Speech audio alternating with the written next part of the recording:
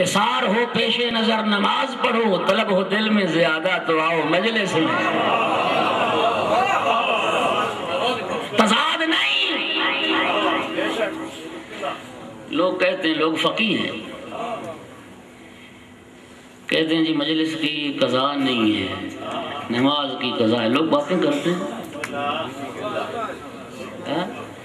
نتیجہ کیا نکلا؟ نماز جاتی ہے تو جائے۔ خدا کرے مجلس میں سبھی آنے لگ جائیں۔ میں نے کل بھی کہا، آج پھر کہتا ہوں، ان مجلسوں کی قدر و قیمت کو سمجھیے،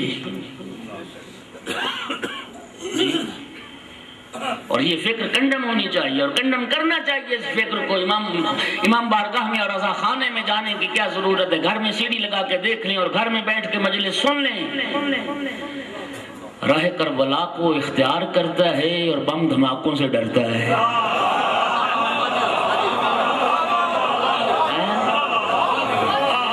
عشق کربلا والوں کے ساتھ اور ڈرنا موت سے۔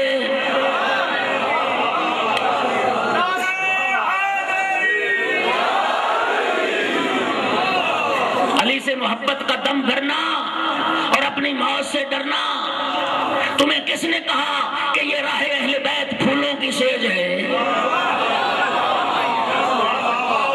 یہاں دست و پا کٹیں گے، یہاں جان پر بنے گی۔ یہ محبت علی ہے، کوئی دل لگی نہیں ہے۔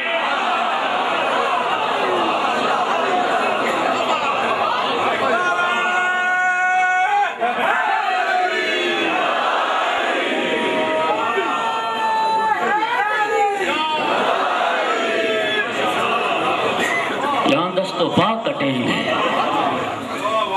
یہاں جان پر بنے گی۔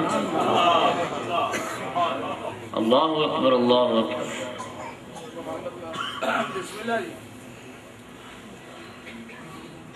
لوگ کہتے ہیں جی مجلس کی قضا نہیں ہے، نماز کی قضا ہے، لہذا نماز جاتی ہے تو جائے۔ نہیں دوستو، مجلس سے عشق ہوتا تو نماز سے بھی عشق ہوتا۔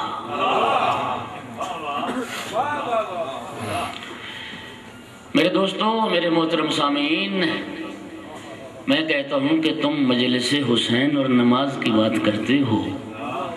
حیات پیغمبر میں تو وہ مرحلہ آ گیا تھا جہاں حسین اور نماز اکٹھے ہو گئے تھے۔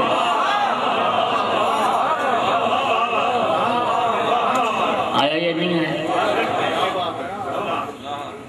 معروف روایت جی، اور یہ روایت آپ ہزاروں بار سماعت فرما چکے۔ امام حسین علیہ السلام پشت رسالت پہ سوار ہوئے کب؟ جب پیغمبر حالت سجدہ میں تھے۔ ٹھیک ہے نا؟ آپ جو بعض اہل منبر سے اس روایت کو سنتے ہیں اور وہ جو توضیح و تشریح بیان کرتے ہیں اور اس کے بعد نتیجہ نکالتے ہیں، وہ نماز کو حقیر بنا کے دکھاتے ہیں۔ اصول و فروع کے جھگڑے۔ امام حسین نے کہا میں اصول ہوں اور تو فروع ہے۔ ایک بات کی وضاحت کروں، لوگ نتیجہ انہوں نے کیا نکالا کہ تیری کوئی حیثیت نہیں، جب حسین آ جائے تو میں اصول ہوں اور تو فروع ہے۔ اصول و فروع کے جھگڑے۔ دوستو میرا سوال یہ ہے، امام حسین علیہ السلام امامت اصول دین میں وہ شک نہیں ہے، جو پیغمبر نماز پڑھا رہا ہے وہ اصول نہیں؟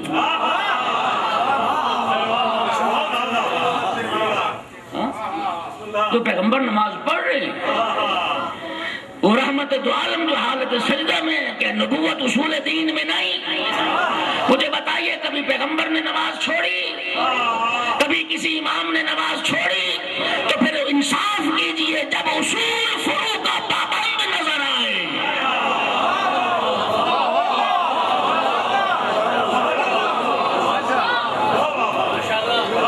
جب اصول فروع کا پابند نظر آئے تو اس بحث کی گنجائش کہاں رہ جاتی ہے؟ اور یاد رکھنا میرے محترم سامعین کسی کو اصول قرار دینے کا مطلب یہ نہیں ہے کہ اس کی اہمیت زیادہ ہے، اور کسی کو فروع قرار دینے کا مطلب یہ نہیں ہے کہ اس کی اہمیت کم ہے۔ اہمیت کی کمی یا زیادتی کی بات نہیں ہے۔ جن چیزوں کا تعلق عقیدے سے ہے انہیں اصول دین کہتے ہیں، جن کا عمل سے ہے انہیں فروع دین کہتے ہیں۔ اصول اور فروع کی تقسیم کی بنیاد اہمیت کا کم یا زیادہ ہونا نہیں، اس تقسیم کی بنیاد عقیدہ اور عمل ہے۔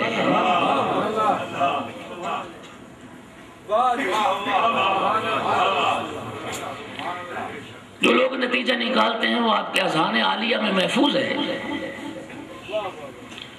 میں بھی اس روایت سے 3 نتیجے عرض کرنے لگا ہوں۔ عظمت حسین پہ ایک صلوات تو پڑھ دیجیے۔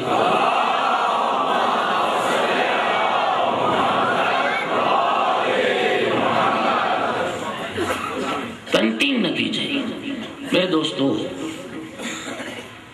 امام حسین علیہ السلام جب پشت رسالت پہ حالت سجدہ میں سوار ہو گئے، اگر امام حسین علیہ السلام کی اہمیت تھی اور نماز کی اہمیت نہیں تھی تو پیغمبر وہیں پہ نماز کو چھوڑ دیتے، وہیں پہ نماز کو ختم کر دیتے، پھر ہمیں بھی جواز مل جاتا کہ زندگی میں جب حسین آ جائے تو پھر نمازوں کی ضرورت نہیں ہے۔ ایمان انصاف سے بتائیے، کیا پیغمبر نے نماز کو چھوڑ دیا تھا؟ ہاں،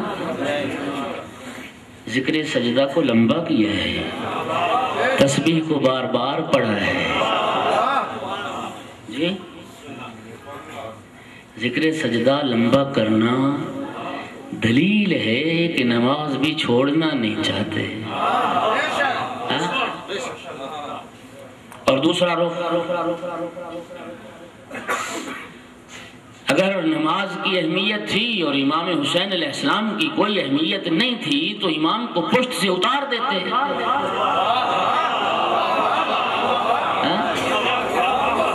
بچے کو پشت سے اتارنے سے نماز باطل نہیں ہے، شرط کہ قبلہ سے رخ نہ پھرے۔ اتارا امام حسین علیہ السلام کو؟ نہیں اتارا، نہ نماز کو چھوڑا نہ حسین کو اتارا۔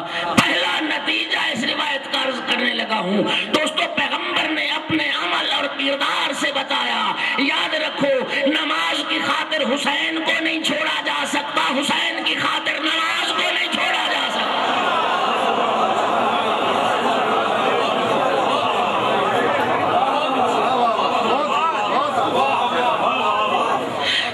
نتیجہ بلا فصل سنیے، پیغمبر نے اپنے عمل اور کردار سے دنیا کو بتایا، یاد رکھو حسین وہیں ہوگا جہاں نماز ہوگی، نماز وہیں ہوگی جہاں حسین ہوگا۔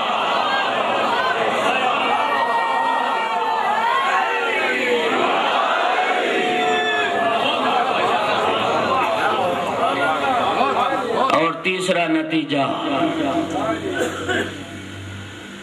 اگر امام حسین علیہ السلام حالت سجدہ میں پشت رسالت مآب پر سوار نہ ہوئے ہوتے، سرکار دو عالم تسبیح کتنی بار پڑھتے؟ بولیے، 3 بار۔ اور جب امام حسین علیہ السلام سوار ہو گئے، پیغمبر نے تسبیح کتنی بار پڑھی؟ پھر کہیے، اگر امام حسین علیہ السلام پشت رسالت پہ نہ آئے ہوتے، سرکار ذکر سجدہ پڑھتے 3 بار، اور جب امام حسین علیہ السلام آ گئے، پیغمبر نے ذکر سجدہ پڑھا 70 بار۔ گویا پیغمبر نے اپنے عمل سے بتا دیا حسین کے آنے سے عبادتیں کم نہیں ہوتی، حسین کے آنے سے عبادتیں بڑھ جایا کرتی۔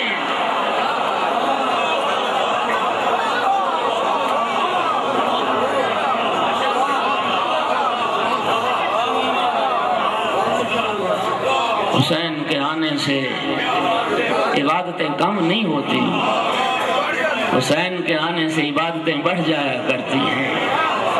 حسین زندگی میں نمازیں معاف کروانے چھڑوانے نہیں آتا، وہ تو نمازیں لمبی کروانے آتا ہے۔ وہ مختصر پڑھیں جن کا حسین سے تعلق نہیں۔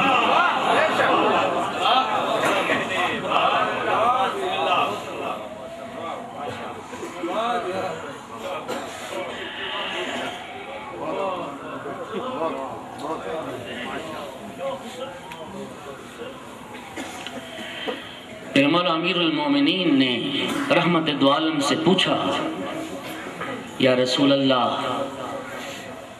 آپ کو میرے بھائی عقیل سے محبت ہے؟ فرمایا ہاں، اور فرمایا انی احبہ لحبین، میں دو وجہ سے عقیل سے محبت کرتا ہوں۔ ایک تو اس لیے کہ میرے چچا ابو طالب کو عقیل سے بڑی محبت تھی، اور دوسرا اس لیے کہ عقیل کا بیٹا میرے بیٹے حسین کی راہ میں اپنی جان قربان کرے۔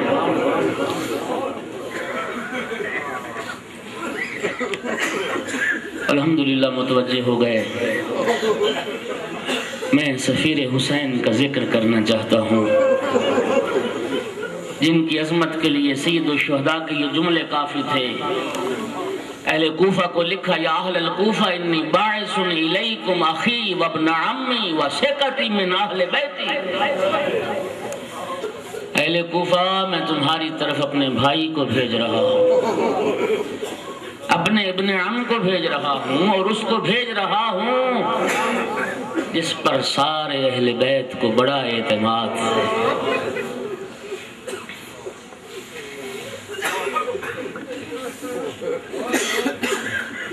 18,000 کوفیوں نے بیعت کی، اور ابن زیاد جب کوفہ پہنچا، ترغیب و ترغیب کا سلسلہ شروع ہوا۔ بے ضمیر سردار خریدے گئے، کمزور لوگ ڈرائے گئے اور ڈر گئے، اس لیے کہ اموی دور حکومت میں امیر المومنین کے چاہنے والوں کو اور شیعیان امیر المومنین کو چن چن کے قتل کیا گیا کوفے سے۔ ڈر گئے، اور پھر تاریخ نے اس رات کا منظر لکھا ہے کہ جب سفیر حسین نماز پڑھا رہے تھے 30 آدمی رہ گئے تھے،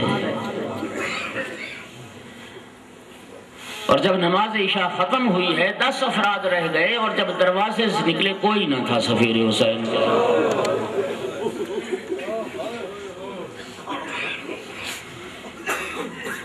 اب کہاں جائے مسلم؟ کوفے کے راستوں سے شناسائی نہیں ہے، کوفے کے گلی بازار میں چل رہے ہیں، تھک کے ایک دروازے پہ پہنچے۔ گھر کی مالکہ تاریخ نے توعہ نام لکھا ہے، اس نے جو دروازہ کھولا دیکھا کوئی شخص دروازے پہ بیٹھا ہے۔ کون ہے؟ فرمایا مسافر ہوں، پیاسا ہوں، اگر پانی پلا سکے۔ توا گئی ہے، جام پانی کا بھر کے لائی ہے۔ جناب مسلم نے نوش کیا، حمد خدا ادا کی۔